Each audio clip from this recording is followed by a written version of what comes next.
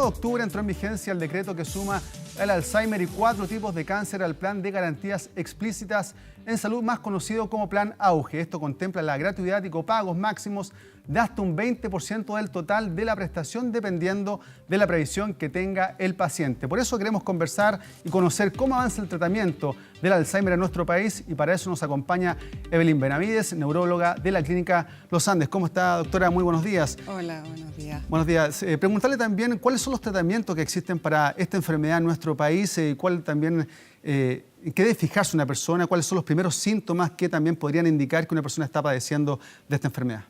Bueno, lo primero, respecto al diagnóstico, cómo saber si alguien tiene un Alzheimer o no. El primer factor de riesgo para tener Alzheimer es la edad. O sea, es algo que no es modificable. Y la verdad es que las quejas de memoria son lo primero que los pacientes notan. El problema de olvidos, pequeños olvidos, cosas que normalmente no les costaba aprender y les cuesta aprender, pero además se asocia a otras cosas. No solamente es la pérdida de memoria, sino que la incapacidad de organizar cosas, pérdidas del lenguaje, empiezan a cambiar palabras, a buscar sinónimos, no encuentran la palabra, empiezan a hablar como más raro, empiezan a hacer cosas más desordenadas. Por ejemplo, el vestirse, se visten en forma desordenada, con primero el chaleco, después la blusa, empiezan a tener una desorganización de los actos de la vida diaria.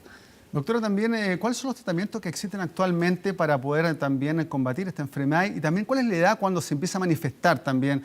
Porque antes era a los 60, 65 años. Tal vez esto se ha retrasado un poco porque la vida también de las personas laboral se ha ido extendiendo y también mantiene su cabeza más ocupada. ¿Esto también incide un poco en la manifestación de esta enfermedad, que se retrase, o no es así? No es tan así. La verdad es que ha aumentado el número de pacientes porque ha aumentado la expectativa de vida. Y eso, el vivir más, nos hace tener más riesgo de esta enfermedad que es neurodegenerativa. Las neuronas van muriendo normalmente a través de la vida y ahí se produce un proceso patológico que hace que estas neuronas empiecen a morir más rápido o en mayor cantidad a medida que van pasando los años. De eso se trata en general la enfermedad de Alzheimer y otras demencias. De hecho, la mayoría de los pacientes que tienen una demencia tienen una enfermedad de Alzheimer, pero hay otros diagnósticos que hay que descartar para saber si es eso u otra enfermedad. Respecto al tratamiento, no hay un tratamiento curativo. Ya se han hecho muchas investigaciones, hay muchas en curso. Lo que se ha visto es que hay algunos medicamentos que pueden ir disminuyendo la velocidad de la pérdida de la memoria o de algunos otros elementos de la enfermedad, pero inexorablemente aumenta la degeneración neuronal. Eso no lo podemos parar, no existe algo para pararlo en este momento. ¿Pero qué se puede hacer para retardar este degeneramiento neuronal? Bueno, lo que más se puede hacer es tener hábitos saludables. Y eso es un tema muy importante. El tener un estilo de vida saludable, evitar el tabaco, tener un consumo moderado de alcohol, tener hábitos saludables de sueño, tratar enfermedades que tienen alguna incidencia en esto, hipertensión, diabetes. La dieta mediterránea también ha mostrado algunos efectos positivos respecto al retardo de la aparición de síntomas de este deterioro. En el fondo, eso es lo que podemos hacer, tener hábitos de vida saludables para ahorrar reserva funcional neuronal y en el fondo llegar a la vejez con más neuronas, cosa que si se van muriendo, tengamos de dónde sacar algunas otras para tomar el comando de algunas funciones. Doctora, en nuestro país existen cerca de 200.000 personas aproximadamente que padecen de esta enfermedad, ¿cierto? Es una cifra bastante alta, que usted decía también va en aumento. ¿Esta enfermedad es hereditaria? Existe un patrón hereditario, pero no es el más frecuente en nuestro país. En nuestro país lo más frecuente es el que es esporádico, o sea, que se da por los factores de riesgo ambientales, por la edad, pero la genética juega un papel, pero no es tan preponderante en la mayoría de los tipos de Alzheimer que tenemos presentes acá. ¿Cómo puedo prevenir esta enfermedad? Usted lo decía también, tener una vida sana. Muchos también son, no sé si son creencias también de nuestros abuelitos que nos decían hay que hacer, por ejemplo, crucigrama, hay que hacer trabajar la mente para mantenerla activa. ¿Eso sirve finalmente para también postergar esta enfermedad para que aparezca de manera más tardía? Sí, de hecho un mayor nivel educacional, el exponerse a mayores retos cognitivos, en el fondo, seguir aprendiendo a lo largo de la vida, hace que aumenten las conexiones entre grupos de neuronas y eso hace al final que nuestra reserva neuronal sea mayor. Tenemos de dónde sacar si es que después se produce algún problema neurodegenerativo y los síntomas se notan más tarde, aunque la enfermedad haya empezado antes, y puede el paciente tener mayor autovalencia por un tiempo más largo. Sobre los 60 años, un 3% de las personas padecen de Alzheimer aproximadamente, y sobre los 80 años esto aumenta considerablemente a un 40%. Son cifras muy altas. La población de nuestro país cada vez también se está envejeciendo. Sí.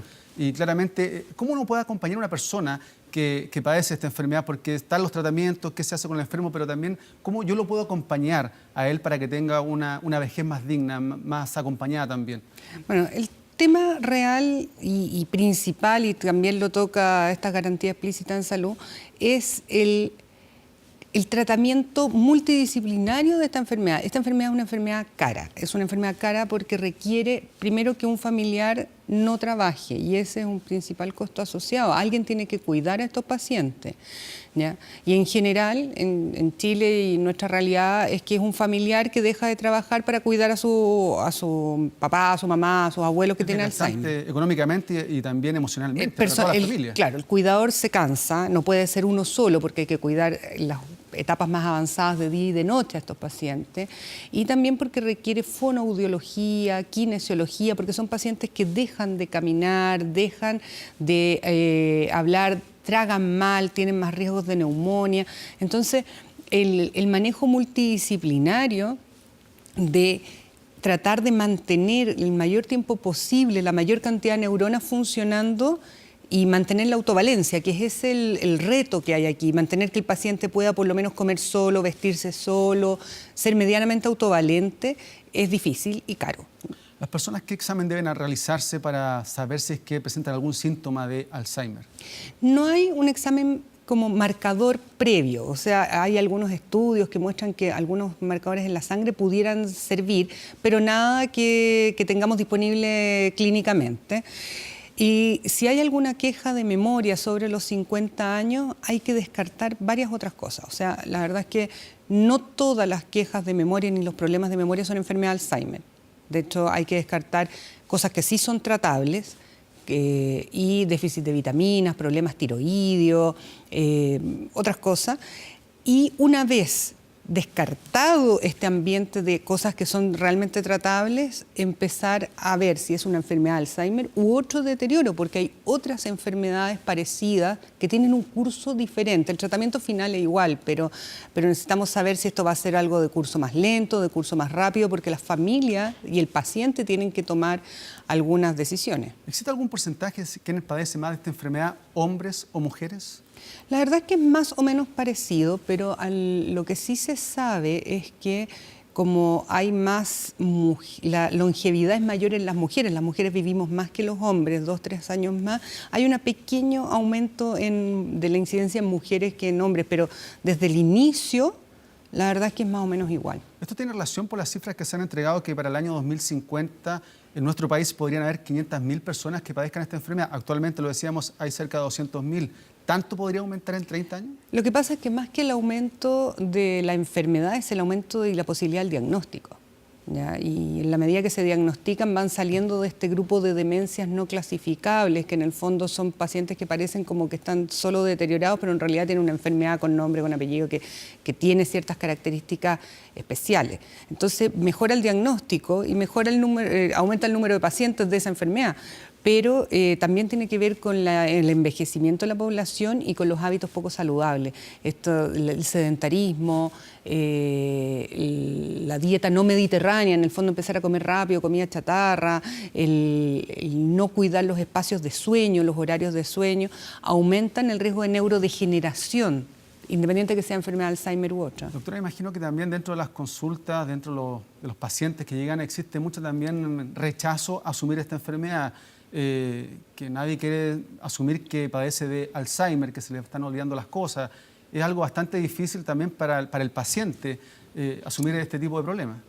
Sí, en las primeras etapas los pacientes se dan cuenta Se dan cuenta que tienen fallas, que ya no son tan hábiles en las cosas que hacían, que tienen problemas en hacer trámites, por ejemplo, donde se notan los trámites bancarios, que van y hacen 2 veces lo mismo, o que empiezan a repetir las historias, y se empiezan a dar cuenta y empiezan a ocultarlo muchas veces, pero hasta que en algún minuto hay algún cambio en la autovalencia, dejan de poder hacer todo lo que hacían, o se pierden en la calle, o dejan de manejar, pierden esas habilidades. ¿Qué se les da? ¿Qué se les dice? Que vayan anotando, ¿no? Tengan un cuadernito, que dejen de manejar, por ejemplo. O sea, un paciente que no tiene la habilidad, o sea, en el fondo para poder manejar o se pierde, lo ideal es que deje de hacerlo, pero darle una alternativa, o sea, que tenga un familiar que lo acompañe, no hay que dejarlo dentro de la casa, hay que producirle estímulos cognitivos. Darle tareas. Eso es muy importante, y también tener vida social. Estos pacientes tienden a vivir bastante aislados, y lo ideal es que tengan vida social, familiar, con otras personas, porque el contacto con otras personas hace que algunos redes neuronales también mejoren, en el fondo el saber qué día es, también repetirles el día, contarles las noticias, que sepan lo que está pasando, que estén así como aislados de la realidad tampoco, aunque sea repetitivo el tema. ¿Están leyendo continuamente? Sí, más que leer, que la persona que los cuida les comente y tengan conversación. Y también hay muchos de estos que hagan puzzles, que vayan a un taller de pintura, pero sobre todo que estén en contacto con más personas. Ya, eso de dejarlo aislado es un mal tratamiento. O sea, eso aumenta el deterioro cognitivo.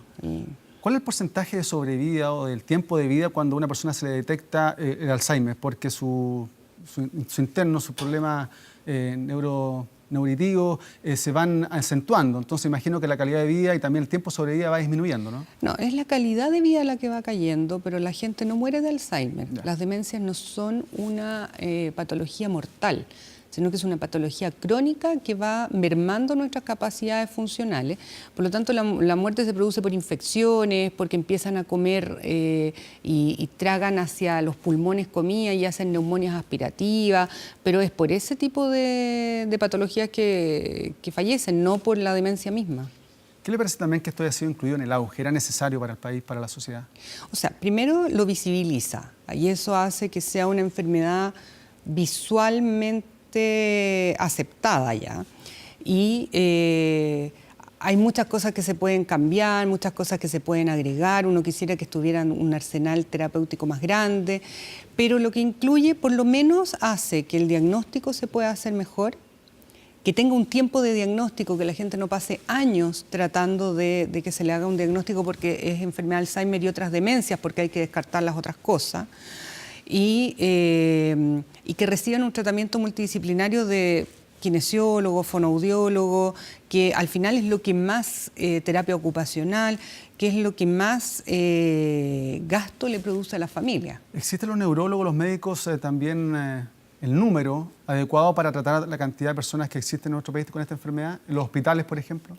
Los hospitales en general se abocan a la patología aguda, en el fondo, y los pacientes con Alzheimer son pacientes con patología crónica, por lo tanto es más difícil. Hay una falencia, hay una brecha entre el número de pacientes y el número de tratamientos disponibles o posibles o de atenciones posibles. Eso es así. Y no todos los pacientes necesitan un tratamiento tan agudo ni tan rápido, porque en las primeras etapas hay que, en el fondo, explicarle a la familia lo que está pasando, y en la medida que van pasando cosas a través de los años y en las etapas más finales, ahí es donde hay que estar, ocupan más sistema de salud. Pero es necesario que la familia tenga una instrucción y que el paciente también sepa y por lo menos tenga un diagnóstico correcto. ¿Cuál es el mensaje que usted le daría, por ejemplo, a la gente, a las familias que tienen a un familiar o una persona muy cercana con esta enfermedad? ¿Cómo acompañarlo? ¿Cómo llevarlo al doctor? Lo primero es... ¿Cómo convencerlos también a ellos? Claro, lo primero es no negar la situación. O sea, hay un problema de memoria, no disminuir, no minimizar los problemas que están pasando. Se perdió una vez en la calle, tuvo un problema en el banco, empezaron a llamar del banco porque hace 2 veces los mismos trámites, pierde las claves de las tarjetas. O sea, cuando empieza a pasar esto, no hay que negar lo que está pasando. Consultar al médico general, al médico internista, al geriatra, al neurólogo o al médico familiar que los ha atendido toda la vida, pero tener una consulta médica. Y con eso poder hacer algunos estudios de cosas que se pueden arreglar bastante fácilmente y si no, seguir y llegar al diagnóstico. Porque el no llegar al diagnóstico hace que no tenga un tratamiento adecuado en las etapas tempranas, que es donde más neuronas podemos salvar. Ok, doctora, muchas gracias también por acompañarnos acá en la mañana informativa en el canal 24 Horas. Gracias Doctora Evelyn Benavides, neuróloga de la clínica